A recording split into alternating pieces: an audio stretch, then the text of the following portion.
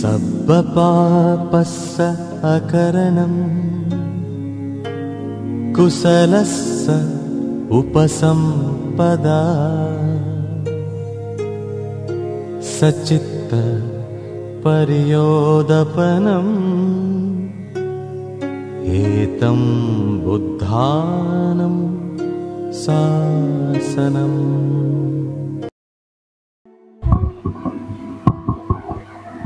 विश्ववंदनीय तथागत महाकारुणिक भगवान गौतम बुद्ध, प्रथम त्यांना त्रिवार अभिवादन। प्रियदर्शी राजा सम्राट अशोक, बोधिसत्व परमपूज्य पिता डॉक्टर बाबासाहेब आंबेडकर यांच्या सम्यक विचारांना सादर प्रणाम। आदरणीय भंते यशवर्धनजी यांना मी आपल्या सर्वांच्या वतीने पंचांग प्रणाम करतो।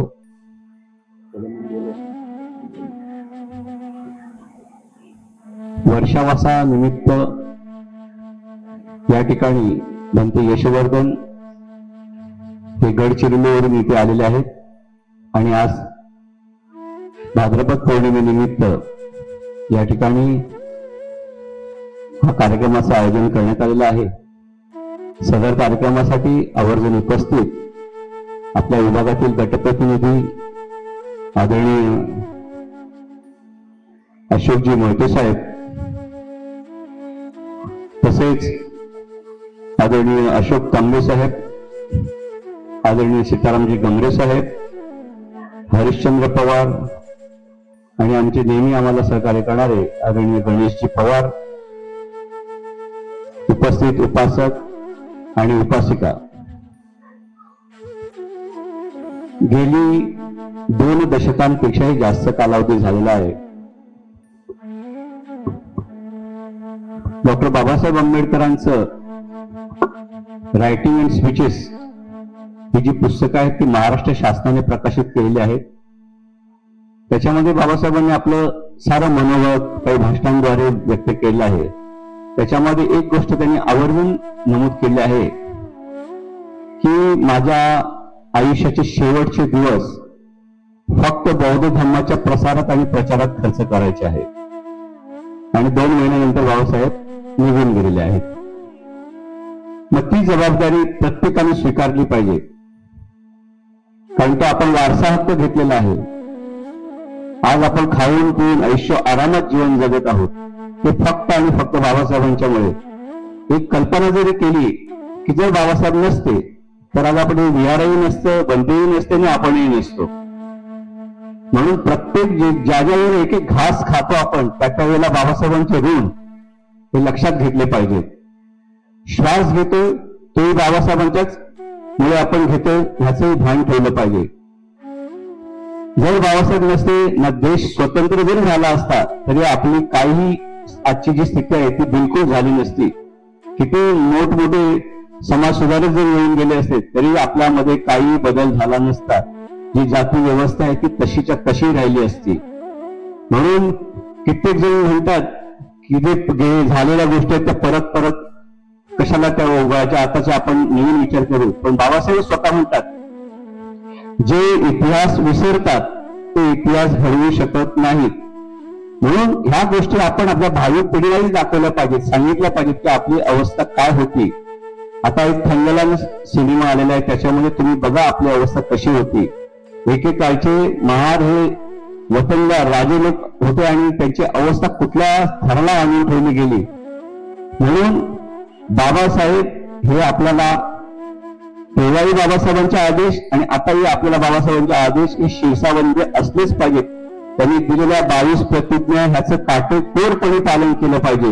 याचा अर्थ असा नाहीये बाबासाहेबांनी सर्व धर्म समभाव जरी घटनेत लिहिलं असेल पण सगळ्यांसाठी आहे ते। पण आपल्या घरात बुद्ध, बाहेरही बुद्ध पाहिजे हॉलमध्ये आणि किचन मध्येही बुद्ध असला पाहिजे। बाबासाहेबांची स्पष्ट ताकीद आहे की बाहेर बुद्ध आणि आत खंडोबा चालणार नाही। हे बाबासाहेबांचे वाक्य आहेत, मी माझ्या पदाचं काही सांगत नाहीये। म्हणून इतकं प्रामाणिक वागलं पाहिजे बाबासाहेबांशी, अनंत उपकार आहेत त्यांचे आपल्यावर। आज आपण रविवार आहे की सगळ्यांना सुट्टी आहे, पण विहारात किती मोजकेच लोक आहेत। संडे आहे, बरेचसे काही कार्यक्रम असतात दिवसभराचे, पण जर धम्म असेल तरच आपली पुढे संस्कृती टिकली जाईल. बाबासाहेबांचं जे स्वप्न होतं भारत बौद्धमय करण्याचं ते आपण पूर्णत्वास नेऊ. त्यापेक्षा किंबहुना जे बौद्ध आहेत ते बौद्ध राहतील एवढा तरी आपण प्रयत्न करणं फार गरजेचं आहे. काही ठिकाणी माटुंगा लेबर कॅम्प मध्ये बौद्ध सगळे कामगार बरेचसे जण ख्रिश्चन धर्मामध्ये कन्वर्ट झालेले आहेत. फार चुकीचं वाईट वाटतं, कारण बाबासाहेबांनी किती महत् प्रयत्नाने आपल्याला इथपर्यंत आणून ठेवलेला आहे आणि त्यांच्याशी आपण त्यांच्याप्रती कृतज्ञता कायम असली पाहिजे. प्रत्येक क्षणाला त्यांची आपल्यावर उपकार आहे त्याची जाणीव ठेवली पाहिजे. प्रत्येक महिन्याने रमाईचा त्याग काय आहे याचा आपल्या लक्षात घेतलं पाहिजे. नवीन साडी नेसताना 10 वेळा विचार केला पाहिजे की रमाईने फाटकी साडी नेसलेली आहे आणि तिच्या आशीर्वादाने नवीन साडी नेसत आहे. ह्या साऱ्या गोष्टी आपल्यासाठी अतिशय आणि खूप महत्वाच्या आहेत. म्हणून बाबासाहेब आणि रमाई यांचे ऋण आपल्यावर खूप आहेत. हा जन्म जरी गेला तरी आपण त्या ऋणातून मुक्त होऊ शकत नाही. आणि बाबासाहेबांच्या आदेशाप्रमाणे की माझे शेवटचे दिवस बौद्ध धर्माच्या प्रसारात करायचे आहेत, तो धागा धरून बुद्ध शासन संवर्धक संघ गेली 2 दशकांपेक्षाही जास्त कालावधीत आम्ही न चुकता भिक्षू संघाला पाचारण करतो. त्यांच्याद्वारे दर महिन्याला धम्मदिसनीचं आयोजन करतो. 2017 मध्ये प्रथम वर्षावास आर्यसुख भंतेंचा झाला. गेल्या वर्षी वर्षावास पद्मपाणी भंतेंचा झाला. आज या ठिकाणी वर्षावास यशवर्धन भंतेंचा चालू आहे. ही बौद्ध परंपरा आहे आणि ती आपल्याला जोपासायलाच पाहिजे. वर्षावास हा आपल्याला नवचैतन्य निर्माण करण्यासाठी 3 महिन्याचा आहे. धम्म समजून घेण्यासाठी हा फार महत्वाचा कालावधी आहे. धम्म कसा आचरणात आणला पाहिजे, त्याचं अनुसरण कसं केलं पाहिजे, बाबासाहेबांना अपेक्षित कसा बौद्ध धर्म आहे, या संदर्भात ज्या काही जिज्ञासा असतील त्या वर्षावासात पूर्ण केल्या पाहिजे. भिक्खू संघ येतात, त्यांच्याकडून आपले काही प्रश्न असतील धर्माच्या बाबतीत ते जाणून घेतले पाहिजेत. परित्राण पाठ हा अतिशय महत्वाचा भाग आपल्या जीवनामध्ये आहे. भिक्षूंना घरी बोलावून परित्राण घेतलं पाहिजे. चिवर हे अतिशय पवित्र आहे. चिवरधारी व्यक्तीला घरी बोलावणं, त्याला भोजनदान करणं हे आपला आपण पुण्य संचय करण्यासारखी गोष्ट आहे. आणि जर भगवंतांनी सांगितलं आहे आपण कुठल्या प्रवासाला निघालो तर 2 दिवसाचा प्रवास असेल तर पाण्याची बाटली, काही खाण्याचे पदार्थ हे आपण घेतल्याशिवाय बाहेर पडत नाही. मग मृत्यूनंतरचा जो हा मोठा प्रवास आहे त्याच्यासाठी आपल्याकडे शिदोरी काय आहे, तर जे आपण दिलेलं आहे दान, केलेलं पुण्य, केलेली मदत हीच फक्त आपल्या सोबत येणार आहे. हीच आपली कमाई आहे. दागिने सगळं इथेच राहणार आहेत. या पृथ्वीतून घेतलेल्या पृथ्वीतच ठेवलं जाणार आहे. कोण कुठे घेऊन जाणार नाहीयेत. सम्राट अशोकाने अर्धी पृथ्वी जिंकली होती, पण तो बौद्ध राजा होता म्हणून त्याचा जास्त उहापोह केला जात नाहीये. त्याचे अनंत उपकार आहेत. अफगाणिस्तान पासून इराण, इराक पर्यंत, आजचा पाकिस्तान, नेपाळ, बांगलादेश आणि भारत हा जम्बूद्वीपाचा एकमेव असा सम्राट होऊन गेला आहे. त्याची अनंत उपकार आहेत की त्यांनी जी लेणी करून ठेवली ती कुणाला नष्ट करता आली नाहीत. पण इंग्रज जरी भारतात आले, असं म्हणतात की इंग्रजांनी देशाला लुटलं, म्हणजे लुटलं असेल, पण त्याच्या आपल्या बौद्ध समाजावर फार, महाराष्ट्र समाजावर खूप उपकार झालेले आहेत. त्यांच्यामुळे आपल्याला शिक्षण मिळालं, बऱ्याचशा गोष्टी त्यांच्यामुळे मिळाल्या आहेत. त्यांनीच ही लेण्यांचा शोध लावला आणि भगवंत आपल्याला खऱ्या अर्थाने पुन्हा निश्चय आपल्याला हे बुद्ध होऊन गेले, काल्पनिक नाही. तुम्ही आता बऱ्याचशे व्हॉट्सअपवर वगैरे बरेचसे काही व्हिडिओ व्हायरल होत आहेत की बुद्धाच्या मूर्त्यांना साडी नेसवून नथ वगैरे घालून देवी बनवल्या जातात, पण ते सगळं बाहेर येत आहे. शेवटी बुद्ध जिथे जिथे खोदकाम होतं त्या ठिकाणी बुद्ध आणि बुद्धच बाहेर निघतात. कारण त्यावेळेला एकतर महाबोधी बुद्ध जे आहेत ते सुद्धा सम्राट अशोकाच्या पत्नीने त्याच्यावर माती टाकून ते सुद्धा जमिनीमध्ये दाबून टाकलं होतं. बोधिवृक्ष पण तोडून टाकला होता. हे असे प्रकार अनेक झालेले आहेत. पण बुद्ध हे सत्य आहे सूर्यासारखं, हे कितीही तुम्ही प्रयत्न केला तरी ते बाहेर येणारच. म्हणून हा जो धम्माचा मार्ग आपल्याला बाबासाहेबांनी दिलेला आहे त्याचा आचरण करणं फार गरजेचं आहे. मी मुद्दाम हा थोडी प्रास्ताविकता याच्यासाठी घेतलेली आहे की एवढा समाज असताना देखील हा त्यांचा कार्यक्रम हे म्हणत जाऊ नका. हा धम्माचा कार्यक्रम आहे, आपला आहे, आपली परंपरा आपण जोपासत आहोत. आज आपले गटप्रतिनिधी विरारवरून इथे आले का आले की इथे या ठिकाणी काहीतरी चांगलं होत आहे आणि त्याच्या पाठीशी उभं राहणं गरजेचं आहे. आमचे तांबे साहेब, गमरे साहेब, पवार साहेब हे लांबून लोक येतात. फक्त काय येतात की हे खूप चांगलं काम चाललेलं आहे धम्माच्या मार्गावर. धम्म लोक पावण्याचे जे प्रकार आहेत निमिंद प्रश्नामध्ये त्याच्यामध्ये धम्मगुरूंचा अभाव असणे हे एक महत्वाचं कारण आहे. जर आपण भिक्षूंना सांभाळलं, त्यांची काळजी घेतली, त्यांना दान दिलं, त्यांच्या आजारपणात आपण मदत केली तर एक चांगले भिक्षू घडतील आणि धम्माच्या ज्या वातावरण आणखी धम्ममय होऊन जाईल. तसेच आज या कार्यक्रमासाठी आवर्जून उपस्थित आदरणीय अरविंद जाधव साहेब, धर्माधन यादव, उदयन तांबे आणि ज्यांच्या प्रचंड मोठ्या सहकार्याने आम्ही या ठिकाणी वर्षावास घेत आहोत ते आमचे मित्र सुशांत तांबे साहेब या ठिकाणी उपस्थित आहेत. आजच्या ह्या कार्यक्रमासाठी ज्यांनी आर्थिक सहाय्य केलेलं आहे कल्पना कदम, ललिता पवार, सुधा धोत्रे, महेंद्र धोत्रे, आनंद तांबे, राजेंद्र गमरे, प्रमोद वाघमारे, अजिंक्य अहिरे, रुचिता जाधव आणि रीना पवारजी त्यांना मी बुद्ध शासन संवर्धक संघाच्या वतीने साधुवाद देतो की हे जे कार्यक्रम होतात ते आपल्या सगळ्यांच्या सहकार्यातून होत आहेत. येणाऱ्या 6 ऑक्टोबरला पूज्य गोयंका गुरुजी आणि माताजी यांचा पुण्यनिमोदन कार्यक्रम आपण या ठिकाणी घेत आहोत. बोधिसत्वांच्या नंतर खऱ्या अर्थाने भगवंताची विद्या भारतातच नाही तर साऱ्या जगामध्ये आज असा एकही देश नाहीये की ज्या ठिकाणी विपश्यनेचे सेंटर नाहीये. हे एवढं प्रचंड काम आज जो पॅगोडा उभा आहे, हजारो वर्षे पॅगोडा हा राहणार आहे, तोपर्यंत आपला धम्म शाबूत आहे असं गृहीत धरलं तरी चालेल. त्या ठिकाणी भगवंताची 3 टन वजनाची एका मार्बल मध्ये मूर्ती आहे, ती बसवली आहे, भगवंताच्या अस्थि पॅगोडामध्ये आहे. हे सारं ज्यांनी केलं ते परमपूज्य गोयंका गुरुजी माताजी यांच्या प्रती कृतज्ञता व्यक्त करण्यासाठी आपण त्यांच्या स्मृती निमित्त या ठिकाणी आपण भिक्खू संघाला पाचारण करून आपण संघदानाचं आयोजन करतो. आता एखादी रक्कम ठरवावी लागते असं कोणी म्हणू नये की अमुक एक, पण ज्या ज्या गोष्टी लागतात त्याचं एक मानधन आहे. एक नवी कोरी बॅग असते, त्याच्यामध्ये म्हणताना चिवर असतं, ब्लँकेट, टॉवेल, साबण, टूथपेस्ट, नॅपकिन, शॉल, छत्री, बऱ्याचशा गोष्टी असतात, सुई दोरा असतो. या साऱ्या अष्टपुरस्कार दानामध्ये येतात त्या गोष्टी. ती एक बॅग भरून आणि दुसरं आर्थिक येण्या जाण्याचं प्रवास भाडं असं एक पॅकेट असतं. जी व्यक्ती हे दानासाठी देतात त्याची किंमत आहे 6,500. आतापर्यंत 28 लोकांनी नाव नोंदणी केलेली आहे, म्हणजे 28 भिक्षू निश्चित झालेले आहेत या कार्यक्रमाला. तर ती बॅग त्याच व्यक्तीच्या हातात देऊन त्यांच्याच हस्ते आपण ते दान करण्याचं पुण्य त्यांना देत असतो. बुद्ध शासन संवर्धक संघ हे निमित्त आहे ते पुण्य अर्जित करण्यासाठी. आपण सगळ्यांनी अजूनही सहभागी व्हावं. ज्यांना कोणाला नाव नोंदणी करायची असेल त्यांनी आमच्याकडे येऊन नाव नोंदणी करावी. तसेच आपण भंतेना आता जे त्रिपिटक आहे ते आपण गेल्या वेळेला पद्मपाणी भंतेना दान दिलं होतं.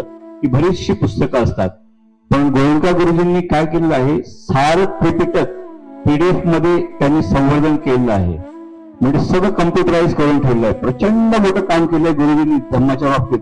ते आपण लांब आहोत म्हणून आपल्याला कळत नाही, पण पूर्ण त्रिपिटक CD मध्ये त्यांनी सगळं तयार केलं आहे. ते जर सारं त्रिपिटक जर आता जे आपण बनताना एक टॅब देणार आहोत ज्याच्यामध्ये ते डाउनलोड करून घेतील, प्रवासात म्हणा कुठे जिथे ते वेळ मिळेल तिथे ते वाचन करतील, म्हणजे सारी पुस्तकं घेऊन जाण्यापेक्षा त्याचं वाचन सोबतच घेऊन फिरतील. त्या टॅबसाठी बऱ्याच लोकांनी दान केलं आहे. मी विनंती करेन की तो टॅब देण्यासाठी अजूनही आपण सहकार्य करू शकता. या ठिकाणी आपल्या सगळ्यांच्याच सहकार्याने या ठिकाणी आपल्या सगळ्यांच्या भोजनाची व्यवस्था करण्यात आलेली आहे. या ठिकाणी आपण वाचन घेऊ, भंतेशील देतील, त्याच्यानंतर भीमस्मरण भीमस्तुती होईल आणि मग भंतेजी परित्राण पाठ आणि धम्मदेशना घेतील. सर्वांनी एक साथ 3 बार वंदन करायचे आहे. अरहं सम्मा संबुद्धो भगवा बुद्धं भगवन्तं अभिवादेमि. स्वाखातो भगवता धम्मो धम्मं नमस्सामि. सुपटिपन्नो भगवतो सावक संघो संघं नमामि.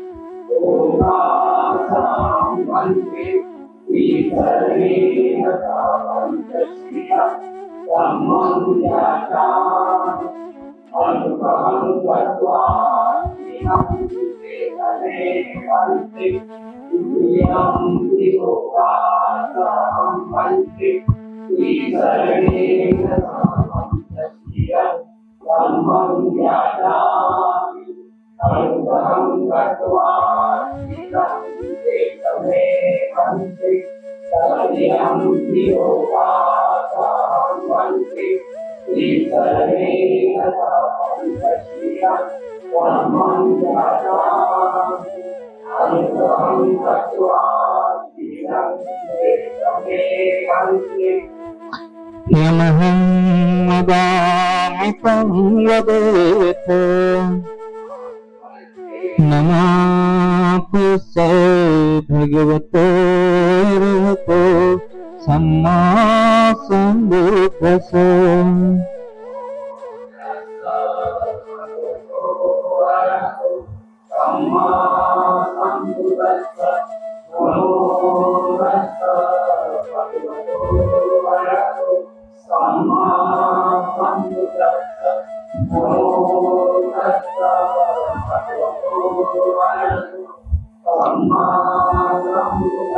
बुद्धं शरणं गच्छामि धम्मं शरणं गच्छामि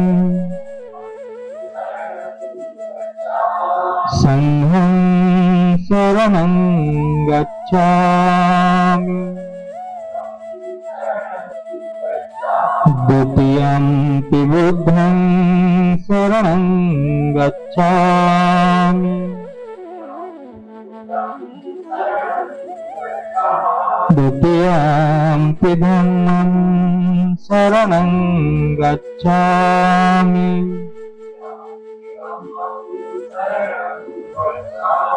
द्वितीयंपि संघं शरणं गच्छामि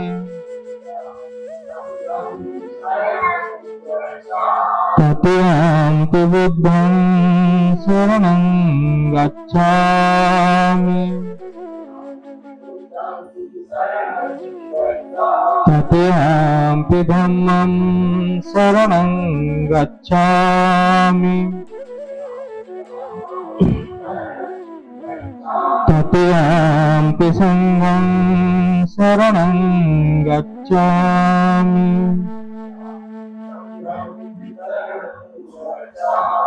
शरणं शरणागमनं निश्चितं पाणातिपाता वीरमणि सिक्खापदं समादयामि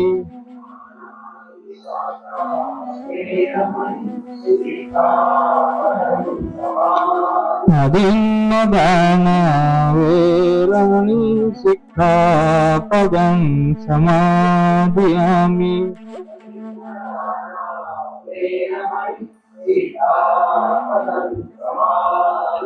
आमीषु मिच्छाचारा वेरमणि सिक्खापदं समादयामि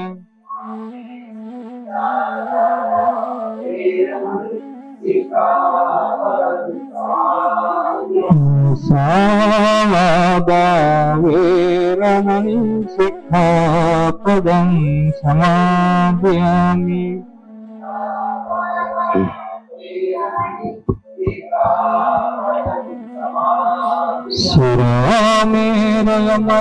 सुरामेरयमद्यपमादधाना वेरमणि सिक्खापदं समादयामि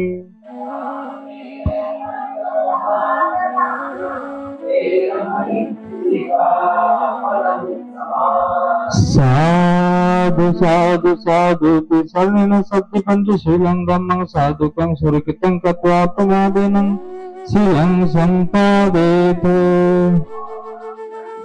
साधु साधु साधु बुद्धं नमामि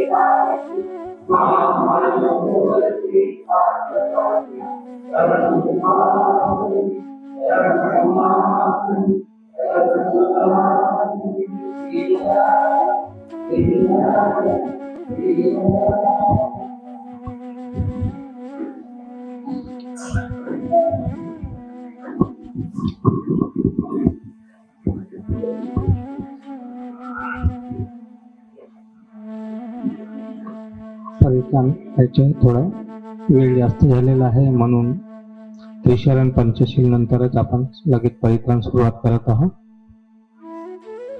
त्यामुळे आपणास सर्वांना परित्राणाची याचना करायची आहे। तर मी म्हणतो माझ्या मागे म्हणायचे आहे, सर्वांनी हात जोडायचे आहे। म्हणते विपत्ती पटिवहाय सर्व संपत्ती सिद्धिया सर्व दुःख विनाशाय सर्व भय विनाशाय सर्व रोग विनाशाय भवे दीर्घायुदायकं चित्तं उजुकरित्वानं परितं वृद्धमंगलं द्वितीयंपि तृतीयंपि भन्ते विपत्ति पटिवहाय सर्व संपत्ति सिद्धिया सर्व दुःख विनाशाय सर्व भय विनाशाय सर्व रोग विनाशाय भवे दीर्घायुदायकं चित्तं उजुकरित्वानं परितं वृद्धमंगलं परितं वृद्धमंगलं परितं वृद्धमंगलं। तर आपण अशा प्रकारे याचना केलेली आहे की म्हणते सर्व आपत्ती विपत्तीपासून आमची रक्षा होण्याकरिता सर्व प्रकारच्या संपत्तीचा लाभ होण्याकरिता सर्व प्रकारच्या दुःखातून भयातून रोगातून मुक्त होण्याकरिता आम्हाला दीर्घायुष्य प्राप्त होण्याकरिता निब्बाणाचा लाभ होण्याकरिता भंतेजी आमच्यावरती अनुकंपा करून सरळ चित्ताने आमच्याकरिता परित्राण करा, अशा प्रकारे आपण याचना केलेली आहे। तर परित्राणाला सुरुवात होण्या अगोदर हे जे परित्राण आहे, परित्राण म्हणजे तथागत भगवान गौतम बुद्धांनी जो धम्म सुवाख्यात केलेला आहे, जो 84,000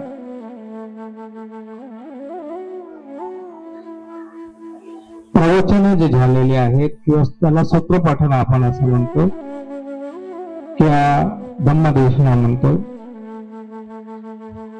तर त्यामध्ये 82,000 भगवान गौतम बुद्धांचे आहेत आणि 2,000 स्थवीर ग्रंथांचे असे एकूण 84,000 जे प्रवचन आहेत, ज्याला आपण सुत्त म्हणतो, त्या सुत्तामधून काही निवडक सुत्त असतात जे आपण वेळ प्रसंगी, कार्याप्रसंगी त्या सूत्राची आवश्यकता असते, त्या सूत्राचे आपण पठण करत असतो. त्यामधूनच काही निवडक सूत्र आहेत जे गृहस्थांच्या मंगल कल्याणाकरिता, त्यांच्या हितासुखाकरिता, यामध्ये सर्व मंगलकारी गोष्टी असतात आणि त्या सूत्रांचं ते पठण होत असते. पण सूत्रपठण होत असताना जे परित्राण आपण म्हणतो किंवा सूत्रपठण होत असताना, परित्य होत असताना, ते मूळ पाली भाषेमध्येच होत असते. मग कुठल्याही राज्याची, प्रांताची, देशाची, कुठलीही भाषा असो, पण भगवंताच्या जे सूत्रपठण होत असते, जे परित्य होत असते, ते मूळ पालीमध्येच होत असते. तर आपण सर्व या सूत्रांच्या, या पठणांच्या, तथागत भगवान गौतम बुद्धांच्या हृदयातून जे निघालेलं जे अमृत आहे, जे आपल्या हितासुखाकरिता होत आहे, त्या अमृताचा आपण शांत चित्ताने, एकाग्र चित्ताने आणि श्रद्धायुक्त चित्ताने श्रवण करा, अशा प्रकारची आपल्या प्रती मंगल कामना करतो. परित्राणाला सुरुवात करतो. साधुकार.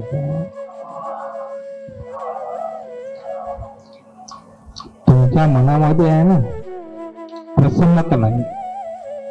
कोणतीही गोष्ट धर्माची करायची आहे तर श्रद्धेने आणि प्रसन्नतेने करायची असते.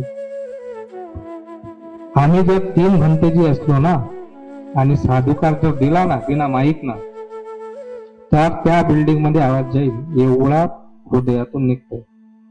आणि तुम्ही असं जसं काही तुमच्या मनावर खूप मोठं ओझे आहे आणि जोर जबरदस्ती तुम्हाला कोणीतरी साधुकार, साधू म्हणजे काय, चांगली गोष्ट होत आहे तर चांगल्या गोष्टीसाठी साधुकार. छान आहे, खूप छान आहे, उत्तम आहे.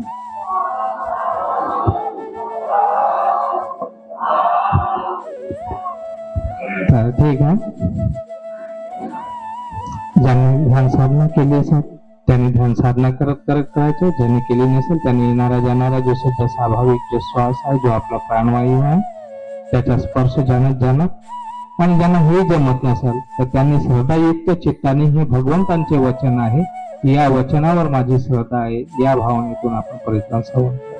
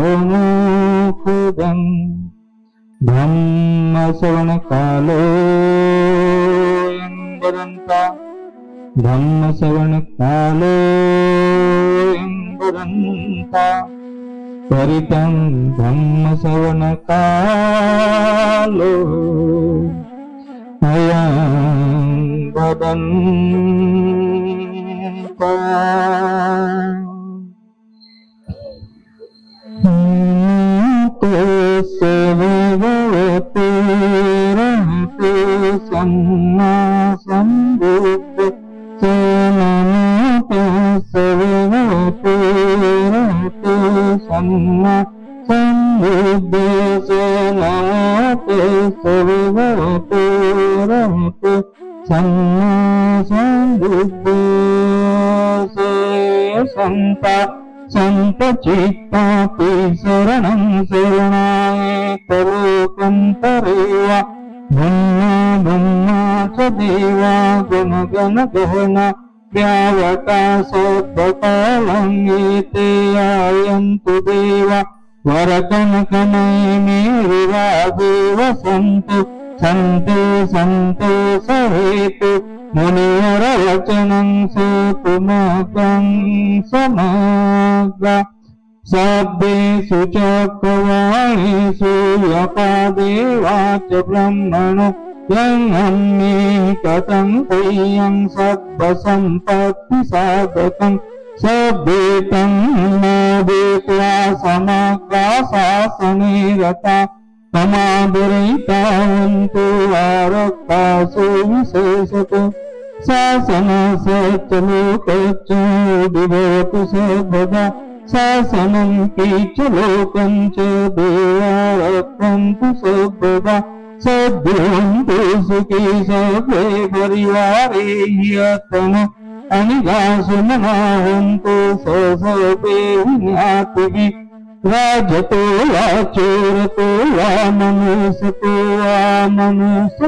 वा अज्ञितो वा उदाक्कतो वा पिशाचतो वा कामुकतो वा कंटकतो वा नक्कतो वा जनकदरोगतो वा असदम्मतो वा सदिन्तितो वा सपूरीसतो वा चन्द्राप्यस्तमिद्गोनकुकुरैवीक्षिका मणिशाक्तिदीप्यच्चतरच्च सुकरमैस्यक्तरक्तसाधुः नानाभयतो वा नानारोगतो वा नाना उपद्रतो वा सभ्ये आरक्षन् गहन्तु एतेन सच्चवज्रेण सोत्थिते हन्तु सर्वदा एतेन सच्चवज्रेण सर्वदुःखाभयारोगाशोका अन्तरायोपद्रवाय विनाशमिन्तु एतेन सच्चवज्रेण होतु ते जयमङ्गलम् ते।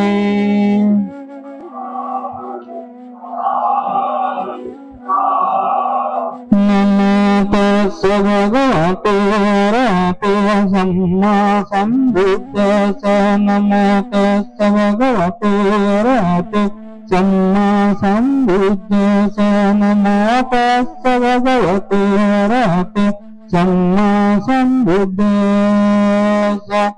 एवन्मे सुतं एकः समयं भगवा सावत्यं विहरति जेतयनेनाथपिण्डिकसारामि अतकोऽन्तरा देवतादिकन्ताय रत्यादिकन्ताय वन्न केवलकम्पं जेतयनं भासेतव तेन भगवानुपसङ्गमित्वा विवादेतव एकमन्तं अट्टासेकमन्तं पिताकोसा भगवन्तं गाताय जमासि बहुदेवा मनुष्या च मङ्गलानि अचिन्तयन् आकाङ्गमानसोपानं ब्रूहि मङ्गलमुत्तमम् असेवना च बालानं पण्डितानं च सेवना पूजा च पूजनीतं एतं मङ्गलमुत्तमम् पतिरूपते सवासो च पूर्वे च कथयता तत्समबन्धी च एकं मङ्गलमुत्तमम् बाहुसच्च सीपञ्च विनयोत सुसुखिता सुभासिता च या वाचा एकं मङ्गलमुत्तमं माता पितुः पुत्रदारस्य सङ्गोनाकुला च कन्दन्ता एकं मङ्गलमुत्तमम् दानं च ब्रह्मचर्यं च नाटकानं च सङ्गो अनुवज्जामि कर्माणि एकं मङ्गलमुत्तमम् तरति विरति पापा मज्जपाना च संयमोत्तमादो च गम्येषु एकं मङ्गलमुत्तमम् गारोचन्यातो च सन्तुति च कथमुता कालेन ब्रह्मसवनम् एकं मङ्गलमुत्तमम् हन्ति च सुवच सत्ता समनान च दर्शनं कालेन धम्मसाकच्छायेतं मङ्गलमुत्तमं तपो च ब्रह्मचर्यं च सच्चानदर्शनं निब्बानसच्चिकिर्या च एतं मङ्गलमुत्तमम् लोकरम्ये चित्तं यस्सन्नकम्पति यशोकं विरजं क्षेमम् एतं मङ्गलमुत्तमम् एतादृशानि कथयान सद्भक्तमपराजिता सद्भक्तशोति गच्छन्ति तन्ते सन्मङ्गलमुत्तमम् ते तेन सच्चवज्रेण होतु ते जयमङ्गलम् ते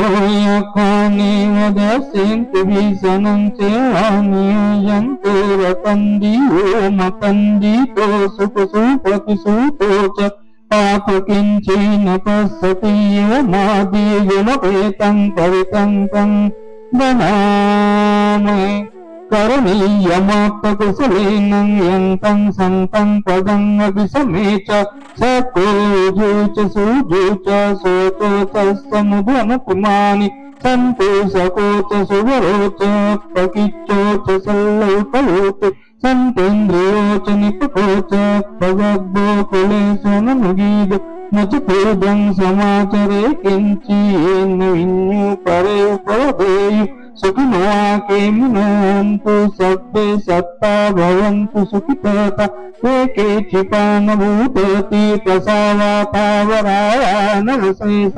दिग्भावायेमां तावा मध्यमा रसकानुकतुलादित्तावायेव दित्ता ये च दूरे वसन्ति दूरे भूताव सम्भवे शिवा सत्ते सत्ता भवन्तु सुखितः न परो परं निकवेतनातु मय्येत कथचिन किन्तु व्यारोसना पडिगसंज्ञानायमय्यस्तदुःखमित्तयमातायता नियङ्कृतं आयुषा एकभूतमो रक्ष एवं कि सर्वभूतेषु मानसं भावय परिमानं नेतं च सर्वलोकस्मि मानसं भावय परिमानं नेतं च सर्वलोकस्मि मानसं भावय परिमानं उभोधो च तिर्यञ्चम् असम्भागं अवेरसपतं तिक्तं चरं निसिंहो वा सयानो यावत कविगतमिद्दो एकं सतीयदित्यय ब्रह्ममेतं विहारयतु वाव दित्यै च मुक्तब्रह्मशैलवादस्समेन सम्पन्नो कामेषु विनिगे ब्रह्मे जातो ब्रह्मशैल पुनरेति तेन सच्चवसेन होतु ते जयमङ्गलम्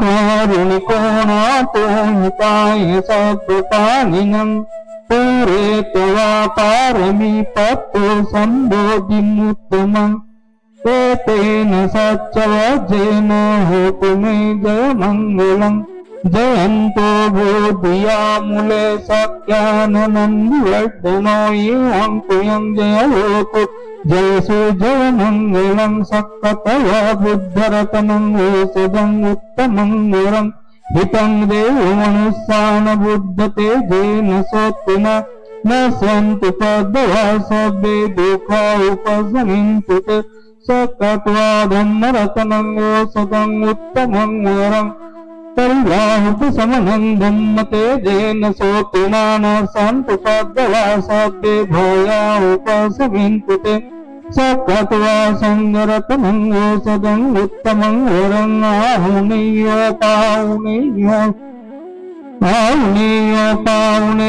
सङ्गतेजेन सोत्तिना न सन्तु पद्मवा सर्वे रोगा उपशमिन्तु ते यं किञ्चिरतनं लोके विद्यति विविधापुतो रतनं बुद्धधम्मसङ्गसमानत्ति तस्मासोत्ति भवन्तु मे नत्ति मे शरणं अय्यं बुद्धो मे धम्मो मे सङ्घो मे शरणं वरम् एतेन सच्चवचेन होतो तेजमङ्गलम् सभ्येभ्यो युवजन्तु सभ्यरोगो विनश्यतु मा ते भवन्तन्तराय सुखी दीर्घायुको भव सभ्येभ्यो जन्तु सभ्यरोगो विनश्यतु मा ते भवन्तन्तराय सुखी दीर्घायुको भव भवतु सर्वमङ्गलं रक्षन्तु सर्वदेवता सर्वबुद्धानुभावेन सर्वधर्मानुभावेन सर्वसङ्गानुभावेन सदा सोऽपि भवन्तु मे नक्षत्रयक्षभूतानं तापग्रहनिवारण परितसानुभावेन हन्तु सर्वे पद्धवे यं मङ्गलं च योचामनातो सकुनस्य शब्दो तापगो दुषिपिनङ्गकन्तं बुद्धानुभावेन विनाशमिन्तु यं मङ्गलं च योचामनातो सकुनस्य शब्दो तापगो दुषिपिनङ्गकन्तं धम्मानुभावेन विनाशमिन्तु यं च योचामनातो सकुनस्य शब्दो तापगो दुषिपिनङ्गकन्तं संगानुभावेन विनाशमिन्तु दुःखपत्ताचनी दुःखमयपत्ताचनी भया शोकपत्ताचनी शोकाहन्तु सभ्ये पितानिनो एतावताचं मे सम्पदं पुण्य सम्पदं सर्वदेवानमोदन्तु सद्दसम्पत्तिसिद्धियादानं ददन्तु सद्दाय शिवं रक्षन्तु सर्वदा भावनाभिरतावन्तु गच्छन्तु देवतागता सर्वे बुद्धा बलपत्ता पच्यतानं चिरङ्गलम् अरन्तानं च तेजेन रक्षं हन्दामि सद्वसु आकाशता च भूमट्टा देवानागामहिन्दिका पुण्यन्तु मोदित्वा चिरं रक्षन्तु बुद्धशासनं चिरं रक्षन्तु धम्मदेशनासंगतं परन्तु सभ्येभ्यो युवजन्तु सर्वरोगो विनश्यतु मा ते भवन्तन्तराय सुखी दीर्घायुको अभिवादनशीलस्य नित्यं वर्धापचायिन चत्वारो धम्मा वर्धन्ति आयुर्नो सुखं बलं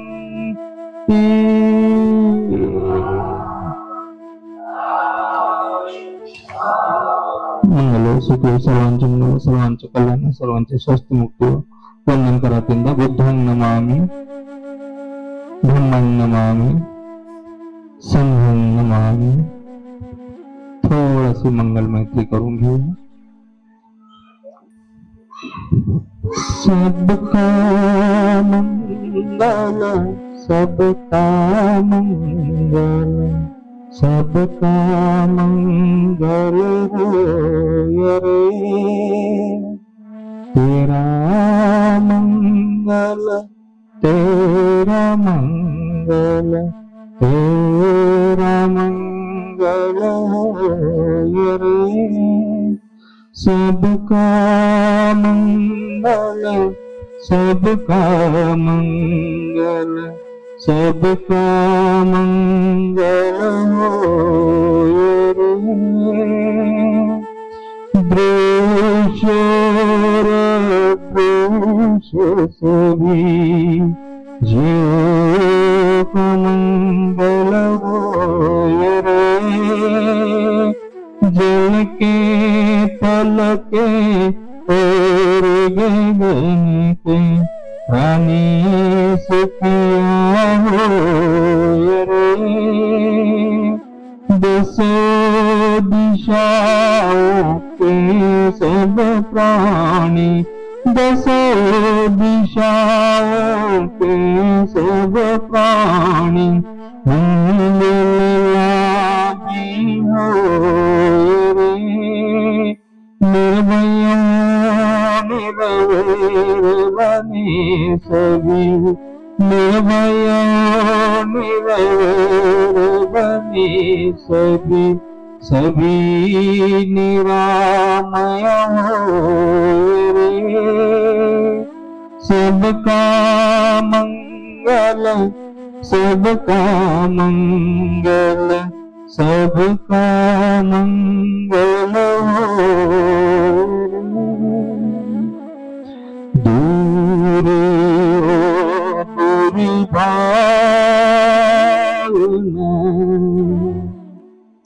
देश रहे सब दूर, सबके मन में थी जगह, मंगल से भरपूर, सबका मंगल हो, सबका मंगल हो, सबका मंगल भवतु सब मंगलं, भवतु सब मंगलं, भवतु सब मंगलं।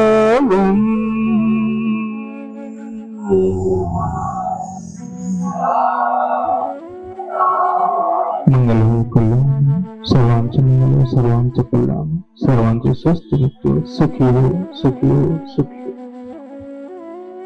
वेळ लागलाय, काय ऐकायची इच्छा तर आता झालीच ना, असं वेळ भरपूर झालाय, भूकही लागली असेल हा। खाली पेट भजन न हो गोपाला, रद्दे अपनी कंठी माला, आहे की नाही? मन लागते का भूक लागली असली तर काय ऐकण्यामध्ये, काय करण्यामध्ये? हा, ज्यांना भूक लागली आहे त्याने जाऊन जेवण करायचं, जेवण तयार आहे. आणि ज्यांना धम्माची भूक असेल, प्रवचन ऐकण्याची भूक असेल, त्यांनी ते धम्माचे भोजन करायचं. हे धम्माचेच आहे, तुमच्या दानातून आहे, धम्मदानातूनच हे भोजन आहे. सबदानं धम्मदानं जिनाति, आपणही दान देता, आहे की नाही? तेही दान श्रेष्ठ आहे. आणि त्या दानापेक्षा सबदानं धम्मदानं, धम्माचं दान सर्वात श्रेष्ठ आहे. सबरसंग धम्मरसंग जिनाति, तिकडं मस्त काहीतरी व्यंजन बनले असतात स्वादिष्ट, त्याच्यामध्ये रस आहे, स्वाद आहे. हा धम्म आहे, तथागतांचा धम्म आहे. हा स्वाद, हा रस, सबरसंग धम्मरसंग जिनाति.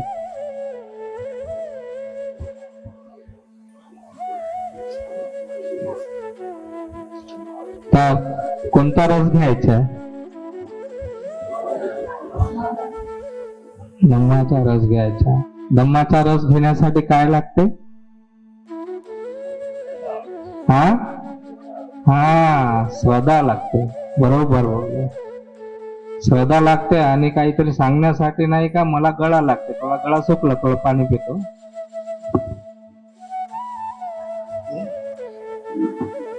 हा,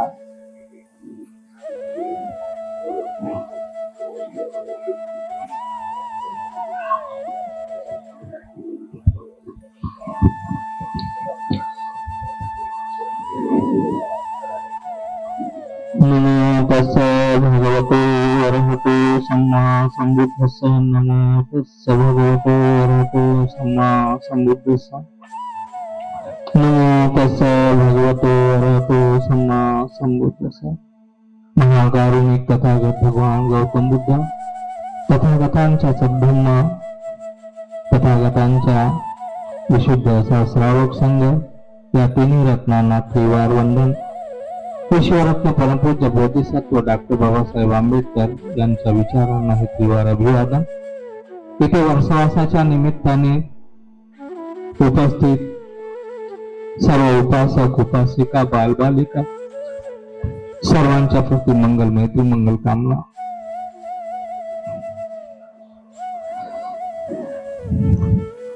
तर श्रद्धा, जसं आपण म्हटलंय की आपण जे आता इथे जमलेलो आहोत त्याच्या मागचं कारणच आहे की आमच्यामध्ये श्रद्धा आहे. बौद्ध धम्म संघाच्या प्रति श्रद्धा आहे.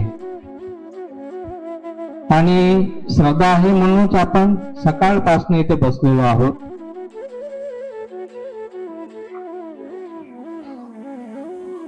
श्रद्धा आहे म्हणून धम्म ऐकण्याची इच्छा आहे.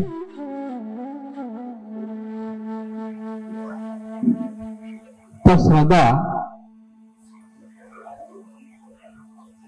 हे भगवान बुद्धांनी श्रद्धेला, भगवान बुद्धांनी पाहिलं, जाणलं, हे सर्व जनता, हा सर्व संसार, हे सारं जग दुःखाने व्यापलेला आहे. सारच जग दुःखाने व्यापलेला आहे. असा एकही व्यक्ती नाहीये की ज्याला म्हणता येईल की हा व्यक्ती सुखी आहे. आणि जो म्हणत असेल की मी हो, मला कसल्याच प्रकारचं दुःख नाही, मी सुखी आहे, तर त्याच्यावरती करुणा केली पाहिजे. कारण दुःखाची त्याला जाण नाही.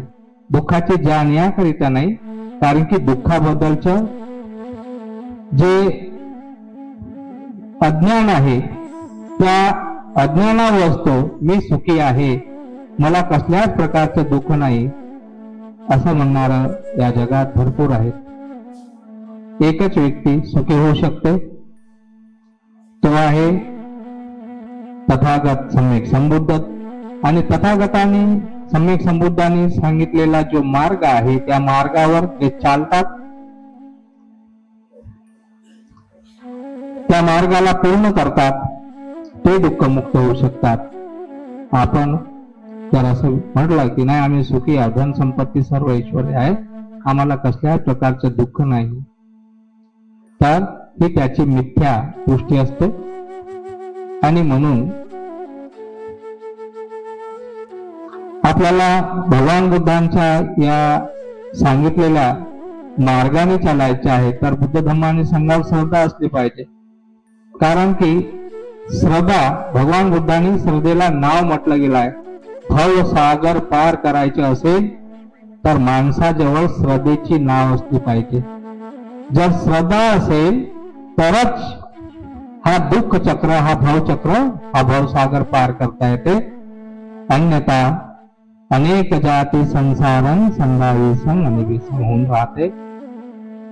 जन्म घेणे, दुःखात पडणे, मरणे, जन्म घेणे, दुःखात पडणे, मरणे, आणि अशा प्रकारे वारंवार तृष्णेच्या पोटी वारंवार जन्म होणे. तर या तृष्णेतून, हे जी तृष्णा आहे, हेच दुःखाचं कारण आहे. म्हणून याला पण आपण जाणलं पाहिजे. हे सर्व जाणण्यासाठी आपल्याला पंडितानंच सेवना, म्हणजे जे सज्ञानी लोक आहेत, ज्ञानी आहेत, पंडित आहेत, जे जाणतात याबद्दल, त्यांची संगत केली पाहिजे. असेवनाच्या बालानं, मूर्खांच्या संगतीपासून, अज्ञानांच्या संगतीपासून दूर राहिलं पाहिजे. आणि पंडित, ज्ञानी जे काही असतील, जे जाणत असतील, जे सत्य जाणत असतील, कोणतं सत्य जाणत असतील, हे सत्य या तथागतांनी शोधून काढलेलं हे सत्य आहे, चार आरे सत्य, त्याला जे जाणत असतील. आणि हे जीवन दुःख आहे, या जीवनात, या दुःखातून मुक्त व्हायचे आहे. हे जीवनातून मुक्त होऊन आम्हाला मरायचं नाहीये. जीवनातून मुक्त होणं म्हणजे मरणे नाहीये, तर जीवनामध्ये परमसुख, जीवन जगत असताना परमसुख प्राप्त करणे आहे. त्या परमसुखाच्या इच्छेसाठी आम्हाला या श्रद्धेची गरज आहे, या धम्माची गरज आहे. धम्माची गरज आहे तर श्रद्धा पाहिजे. तर श्रद्धा हे नाव आपल्याजवळ पाहिजे, हे यान, हे विमान श्रद्धेचं आपल्याजवळ पाहिजे. तेव्हा आम्ही कोणताही पर्वत लांघू शकतो, कोणताही समुद्र लांघून जाऊ शकतो दुःखाचा. तर श्रद्धा, तथागत भगवान गौतम बुद्धाच्या काळामध्ये आमचे एक चांगले अभ्यासक आहे, श्रद्धावाणी आहे. तर आता जे श्रद्धेवरून गोष्ट निघली, तर चला, त्यांनी एक वेळा मला म्हटलं होते, भंतेजी या भिक्षूवरती आपण प्रवचन केलं पाहिजे. तर तेव्हा तर मी येतो इथं, एक वेगळा विषय घेऊन येतो, इथं बसलो की विषय वेगळा बनते. हे माझ्यासोबत असंच होते, माहित नाही काऊन होते मलाच नाही माहित. ठीक आहे, जेव्हा जे उत्पन्न होते ते उत्पन्न होते. तर आता अचानक अशी श्रद्धा पाहिजे आपल्याला. ते या श्रद्धेमध्ये अग्र भगवंताच्या प्रति श्रद्धा असलेला अग्र असा एक श्रावक झाला, ज्याचं नाव होतं ते माहित नाही कुठं गेले, दिसून नाही राहिले. त्यांनी म्हटलं होतं, भंतेजी या भिक्षूवरती आपण प्रवचन द्या. तर श्रद्धेमध्ये अग्र असा एक श्रावक होता, ज्याचे नाव होतं वक्कली. काय नाव होतं? वक्कली नावाचा एक भिक्षू होता. आणि तो श्रावस्तीच्या एका ब्राह्मण कुळात जन्माला आला होता. आणि ब्राह्मण कुळात जन्माला आल्यामुळं त्यावेळेस ब्राह्मणांनाच वेद म्हणण्याच्या, बोलण्याच्या आणि कंठस्थ करण्याचा अधिकार होता. तर तिन्ही वेदामध्ये पारंगत होता तो. त्रिवेद ब्राह्मण म्हणायचे त्याला. त्रिवेद ब्राह्मणाच्या कुळामध्ये तो जन्माला आला, वक्कली नावाचा तो. आणि तिन्ही वेदामध्ये तो पारंगत होता. एक दिवस भगवंतांच्या संपर्कात आला आणि भगवंतांची रूपकाया पाहून तो वक्कली त्या भगवंतावर एवढा मोहित झाला की त्याला त्या भगवंतांच्याच रूप पाहूसे वाटे. एखादा भ्रमर एखाद्या फुलावर उडते पुन्हा बसते, उडते पुन्हा बसते, त्याप्रमाणे एखाद्या भ्रमराप्रमाणे तो भगवंताच्या आजूबाजूला फिरत राहायचा. एक दिवस त्याला वाटलं, मी रोज येतो, रोज भगवंताचं दर्शन घेतो, त्यांना पाहत राहतो, त्यापेक्षा मला रोजच दर्शन होत राहील, नित्यनेमाला दर्शन होत राहील. आणि म्हणून नुसतं ते भगवंताचे रूप सौंदर्य पाहण्यासाठी, धर्म ऐकण्यासाठी नाही, रूप सौंदर्य तर मोहित होऊन त्याचे रूप निहाळण्यासाठी तो आपल्या घरून बेघर होऊन, म्हणजे प्रवजित, भगवान बुद्धाच्या संघामध्ये प्रवजित झाला. गृहत्याग केला आणि प्रवजित झाला. प्रवजित होऊन तो नेहमी भगवंत धर्म सांगायचे लोकांना, नवीन नवीन विषयावर, लोकांच्या हिताकरिता, देव मनुष्यांच्या हितासुखाकरिता प्रवचन करत राहायचे. ज्या गोष्टी कधी ऐकल्या नव्हते, जाणत नव्हते, त्या गोष्टी भगवंत त्यांना सांगायचे आणि लोकही मंत्रमुग्ध होऊन सांगे भगवंतांचे प्रवचन ऐकायचे. अनेक लोक त्यांच्या प्रवचनातून लाभान्वित होत होते, स्वतः पण सर्वगामी अनागामी अहक सुद्धा होत होते.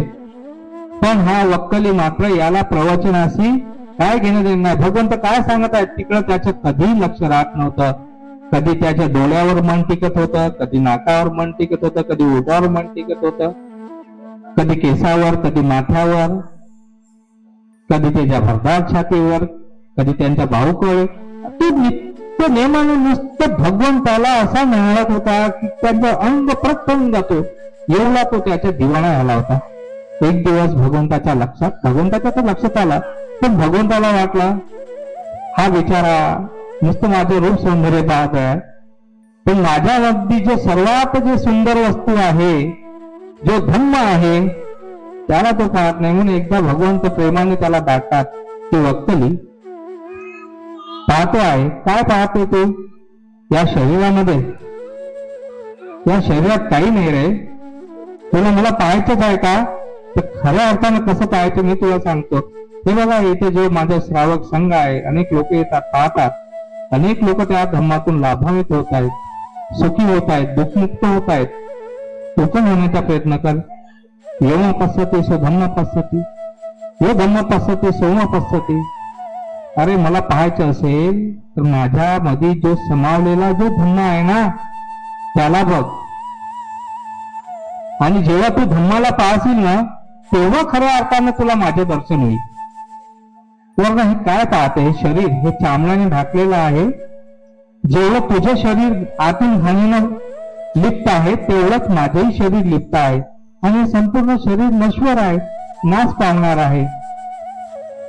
जे नाश पावत नाही ते मी प्राप्त केलेलं आहे, ते तू प्राप्त करण्याचा प्रयत्न कर.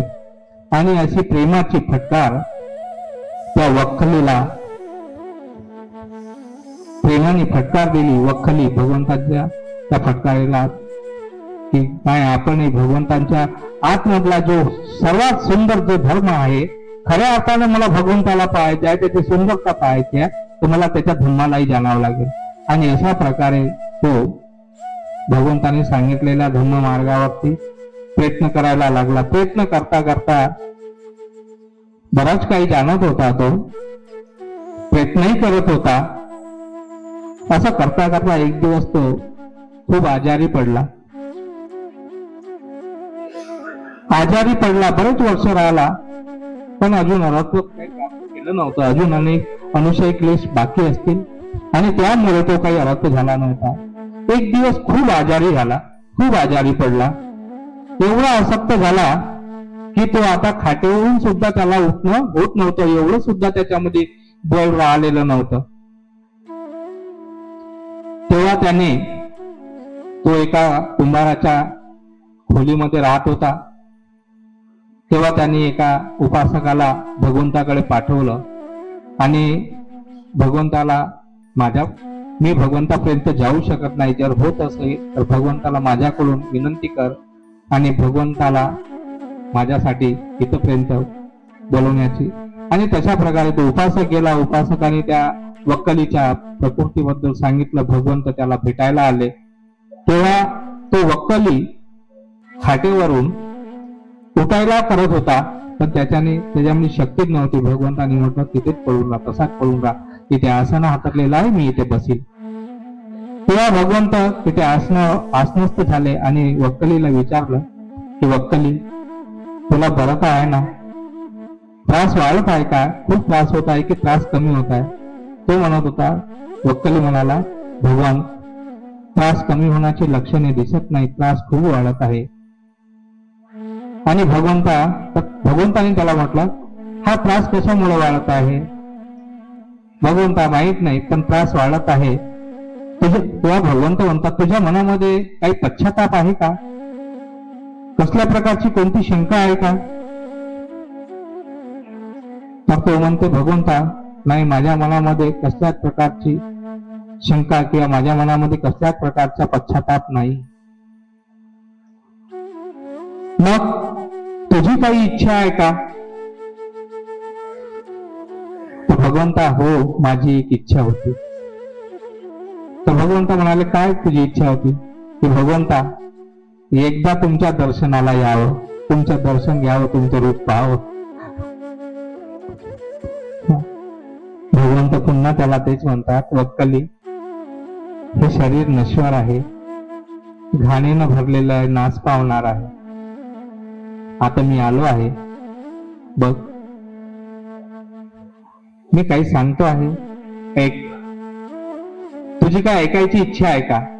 तर तो म्हणाला, हो भगवंत, माझ्यासाठी काहीतरी उपदेश करा.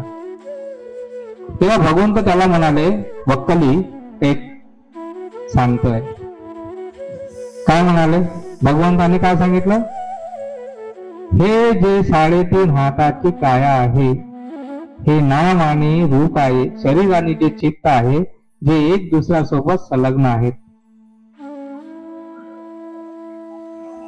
या रूपाची, या चित्ताची गोष्ट करते. हे शरीर आणि जे चित्त आहे,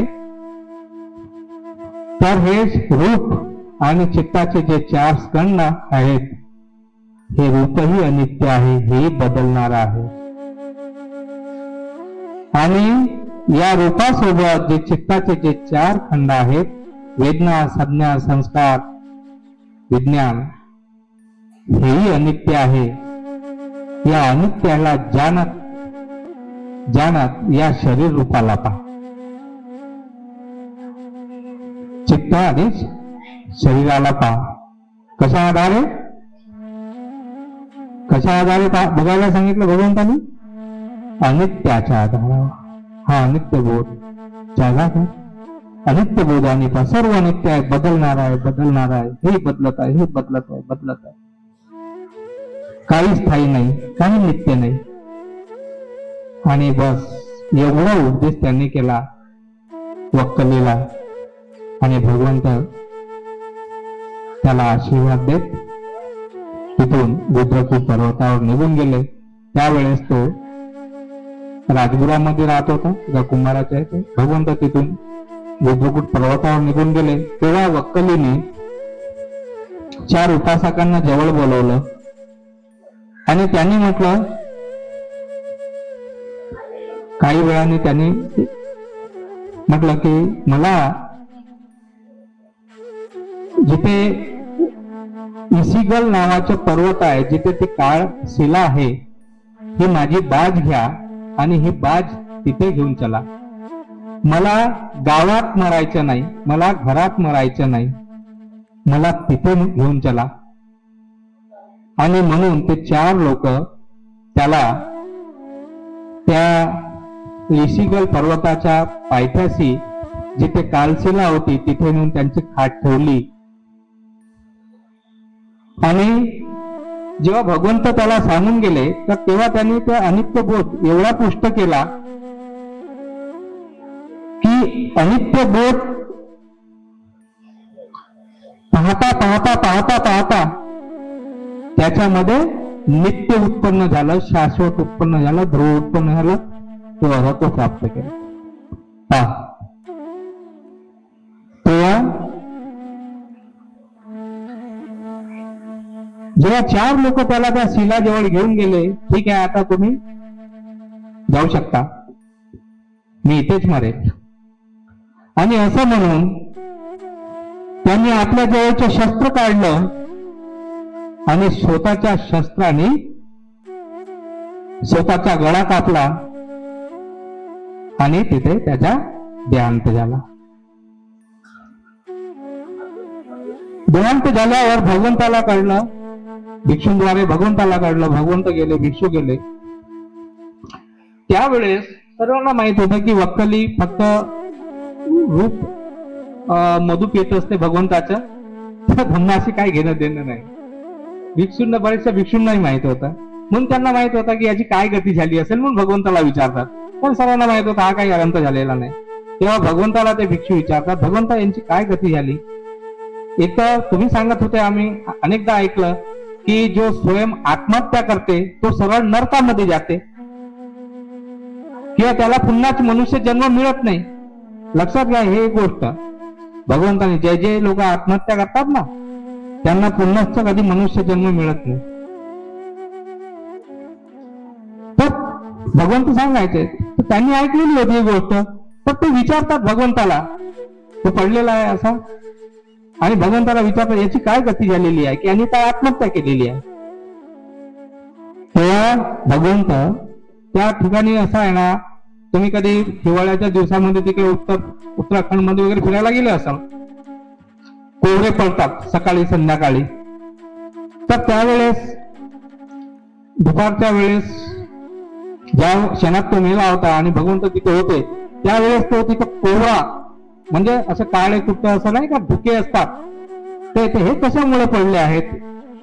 तर ते भगवंत विचारतात की हे जे तुम्ही धोके पाहता ना, भिक्षूंना म्हणतात भिक्षू हे तुम्ही धोके पाहता हे काय आहे.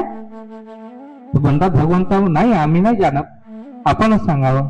भगवंत म्हणतात हा मार आहे, शोधत आहे, हा मार आहे, हा शोधत आहे की या वक्कलीची काय गती झाली आहे, कुठे गेलाय हा, कुठे याचे विज्ञान कुठे प्रतिसंधी घेणार आहे ते बघत आहे. आणि ते त्याला सापडत नाही, त्याच्यामुळे हे सारे काळे कुठ हे धोके तुम्हाला दिसत आहेत. हा मार आहे, दुसरा काही नाही. तो शोधत आहे वक्कलीला.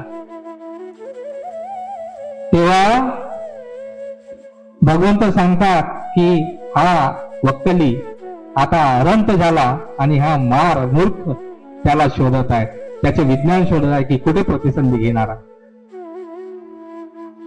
आणि अशा प्रकारे त्या वक्कलीला नुसत्या त्या अनित्य बोधाने हे शरीर अनित्य आहे, वेदना संज्ञा संस्काराने हे विज्ञान हे सर्व बदलणार आहे, अनित्य आहे, क्षण प्रतिक्षण बदलत आहे. या अनित्य बोधाची भावना केली. अनित्य बोध लगेच भगवंतांनी गेल्यावर त्यांनी अनित्य बोध पुष्ट झाला, लगेच त्याला निर्वाण प्राप्त झालं. निर्वाण प्राप्त झाल्यावर करण्यासारखं जे होतं ते करून झालं, करण्यासारखं काही राहिलं नाही. आणि त्याला आता त्यांना सांगितलं 4 उपासकांना घेऊन आम्हाला चला तिथे घेऊन, आणि तिथे शस्त्र याने केलं. त्याच्या आत्महत्या नव्हती. आता तो जन्म आणि मृत्यूच्या पलीकडे गेलेला होता. खऱ्या अर्थाने आज त्यांनी भगवंताचं दर्शन केलं होतं. अनित्य बोधाच्या आधारावर त्यांनी आपल्यामध्येच स्वतःला धम्म जाणला, अनित्य बोधाच्या आधारावर, आणि आपल्यामध्ये आतमध्ये धम्म जाणून भगवंताचं खरं दर्शन झालं आणि तो जीवनमुक्त झाला. म्हणून आपणही कोणत्याच गोष्टीवर मी आहे, माझ्या आहे, मी नित्य आहे, नित्य राहील, मला कुणाची पर्वा नाही, हा अहंकार माझ्या मान, अशा प्रकारचे करू नका. क्षण प्रतिक्षण जेव्हाही जे जे करता तुम्ही अनित्य जाणा, अनित्य जाणा, अनित्य जाणा. हे जीवन नश्वर आहे, हे शरीर नश्वर आहे, काही तुम्ही घेऊन जाणार नाही. म्हणून कुशल कर्म करा, दान कर्म करा, शील पालन करा, ध्यान करा, आणि भगवान बुद्धांचा हा जो सदधम्म आहे, जो परमपूज्य विश्वरत्न डॉक्टर बाबासाहेब आंबेडकरांनी सर्वात जे महान काम जे केलं आहे या पृथ्वीवर पुण्यच्च, त्यामध्ये आम्ही जन्माला आलो आहोत. बाबासाहेबांमुळे आम्ही त्या धर्मात जन्माला आलो आहोत. या जन्माच्या सार्थक करा, अशा प्रकारची आपल्या सर्वांच्या प्रती कामना करतो आणि इथेच थांबतो. भवतु सर्वमंगलं, भवतु सर्वमंगलं, भवतु सर्वमंगलं.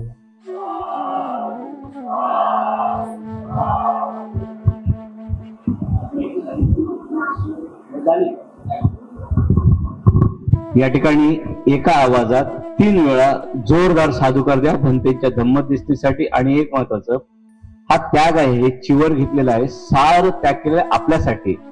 आज त्यांनी जो अभ्यास केलाय, त्यांनी जी संपन्न केली आहे, सगळं भगवंताची वाणी वगैरे, ते आज आपल्यासाठी त्यांनी दिलेली आहे. सब्बदानं धम्मदानं जिनाती. या पृथ्वीवर सगळ्यात श्रेष्ठ दान असेल तर धम्मदान, म्हणजे भगवंताची वाणी जशीच्या तशी आपल्यापर्यंत पोहोचवणे, जी शुद्ध स्वरूपात राहिलेली आहे सम्राट अशोकांच्यामुळे, ती आपल्याला आज ऐकायला मिळते. म्हणून आपण एकदा 3 वेळ जोरात साधुकार द्यावा भंतींसाठी.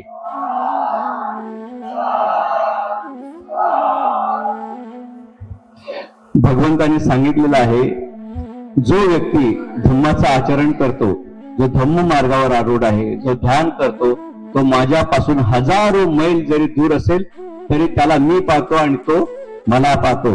म्हणून श्रद्धा ही फार महत्वाची आहे. भगवंताप्रती श्रद्धा एवढी असावी की सुईच्या टोकावर पण जागा राहील एवढी शंका मनात असता कामा नये. बोधिसत्वानी दिलेला धम्म आहे, बाबासाहेबांनी धम्म दिलेला आहे, त्यांच्या पलीकडे विचार करण्याची आपली कुवत नाहीये. फक्त बाबासाहेबांनी धम्म दिले, डोळे झाकून त्याच्यावर आपल्याला चाललं पाहिजे. याच्या पलीकडे आपण कुठलाच विचार केला नाही पाहिजे. बाबासाहेबांनी धम्म दिलाय, बस संपलं आपलं, आता त्याचं आचरण करणं हेच आपलं कर्तव्य आहे. अशा पद्धतीने जर आपल्या मनात श्रद्धा उत्पन्न झाली तर नक्कीच आपल्याला भवसागर पार करण्यासाठी ते फार गरजेचं असेल. आणि सगळे आपण दुःखमुक्तीकडे वळू. बाबासाहेबांनी फार महत् प्रयत्नाने आपल्याला धम्म दिला आहे. त्याच्या प्रती कितीही कृतज्ञता व्यक्त केली तरीही ती कमीच आहे. या ठिकाणी आपल्याला संघदानासाठी आपल्याला ज्यांना कोणाला नाव नोंदणी करायची असेल तर आवर्जून करावी. संघदान झाल्याच्या नंतर 20 ऑक्टोबरला भंतेचा निरोप समारंभ असेल, वर्षावा समापन. त्याही कार्यक्रमाला आपण, मी आदरणीय सुद्धाजी जाधव आणि आपल्या सगळ्यांना विनंती करतो की 6 तारखेचं बुद्ध शासन संवर्धक संघाच्या वतीने आपल्याला निमंत्रण आहे की आपण पुण्यानुमोदन कार्यक्रमाला आवर्जून उपस्थित राहावं. आणि या ठिकाणी आता दान पात्र ठेवलं आहे. यथाशक्ती दान करून भगवंतांना त्रिवार अभिवादन, भंतेंना पंचायत प्रदान करून मगच विहाराच्या बाहेर पडायचं आहे, त्याच सांगितलंय. या ठिकाणी धम्मपालन गाथा सरणत होईल आणि आजचा हा कार्यक्रम संपेल. आदरणीय LP माडिकांचे मगाशी नाव घेणं राहिलं होतं, त्यांचेही या ठिकाणी मनपूर्वक आभार मानतो. आदरणीय सुधाजी जाधव यांनी आपला बहुमूल्य वेळ दिलाय, त्यांचाही मनपूर्वक आभार.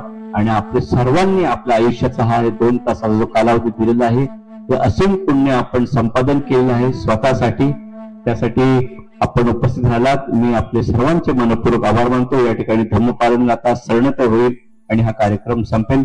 कृपया भोजन केल्याशिवाय कोणी जाऊ नये. ज्याने भोजनदान दिले त्यांना साधुकार.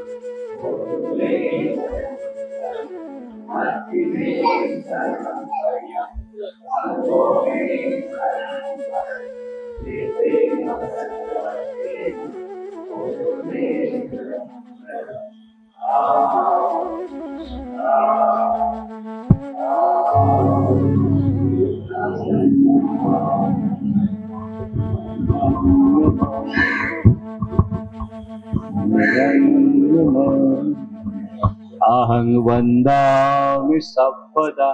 दानपात्र ठेवलेलं आहे. यथाशक्ती दानपात्रात दान करून भगवंतांना त्रिवार अभिवादन करायचं आहे. पंथेंना पंचांग प्रदान करून मग बाहेर जायचं आहे आणि मग आपण स्नेहभोजनाचा लाभ घ्यायचा आहे. आजचा हा पौर्णिमेनिमित्त आपण एक दुसऱ्यासाठी एक गेट टुगेदर सारखा स्नेहभोजनाचा कार्यक्रम आयोजित केला आहे. आपल्या सगळ्यांच्या सहकार्यातून होत आहे. धन्यवाद.